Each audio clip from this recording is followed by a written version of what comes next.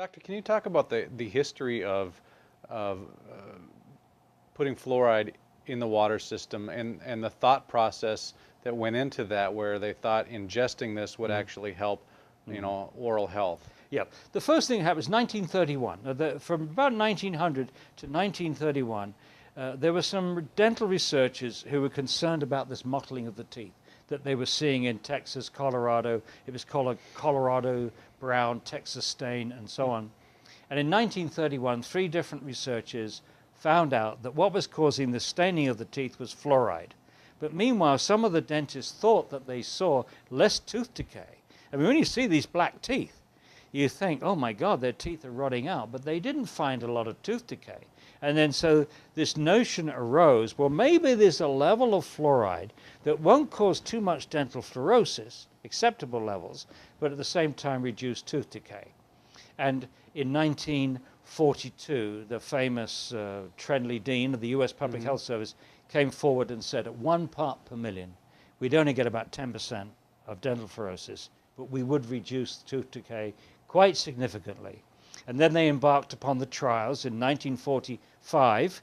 They were meant to be 10-year trials, but before any of those trials had been completed, in 1950, the US Public Health Service endorsed fluoridation, and that was like a row of dominoes. Within a year or two, the American Dental Association, the American Public Health Association, American Medical Association, and all these professional bodies followed my leader.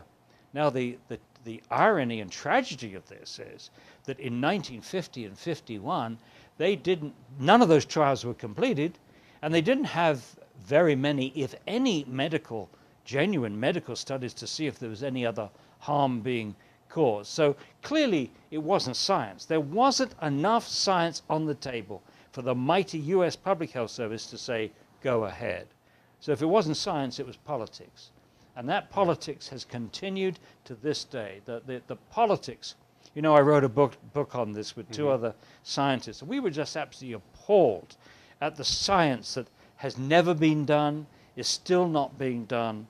Fundamental science. For example, you would expect, would you not, that we would, knowing that about 50% of the fluoride that you take in each day accumulates in your bones, you would think by now we would be looking at bone levels of fluoride to see how this is progressing, see if it's having any harm on the bones like arthritis or bone fractures. We've got practically no bone data. There is no systematic attempt to collect fluoride bone levels in the United States. Secondly, we know that dental fluorosis, the severity of dental fluorosis, is a very good biomarker of how much the kid has been exposed to fluoride before their permanent teeth have risen. This is a godsend to epidemiologists. If you were interested to see if fluoride had an impact on the child's developing brain, on the IQ levels, on behavior, on concentration, on attention deficit syndrome, on bone fractures, melatonin levels, onset of puberty, all kinds of things in children which have been suggested might be related to fluoride. And here you've got the tool, the severity of dental fluorosis, and we've got millions of children in each category throughout the United States. It's epidemiological studies begging to be done, never been done. And the attitude is, if you don't look, you don't find. And they're assuming that the absence of study is the same as the absence of harm, which of course is not the case. But meanwhile, whilst the United States and other fluoridated countries are being totally irresponsible, not doing the basic studies, other countries which have a different problem, not whether or not their policy is causing harm, but whether the natural levels of fluoride are causing harm and what levels would be safe. We need to get it out. In India, China, parts of Africa, Mexico, and so on, have high natural levels of fluoride. Millions of people have had their lives ruined by natural fluoride. Bone damage, so we have names for it, skeletal fluorosis. So we have in India and China, in villages, you have the children show dental fluorosis. But if you look at the adults in that same village, they have skeletal fluorosis. Their bones have been damaged. So the Chinese, the Indians, Mexicans are doing a lot of studies.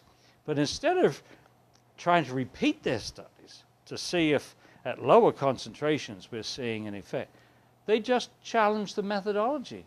That's the standard thing, denial and nitpicking the methodology. Well, I say, look, if your methodology is so darn good, then go out and do the studies.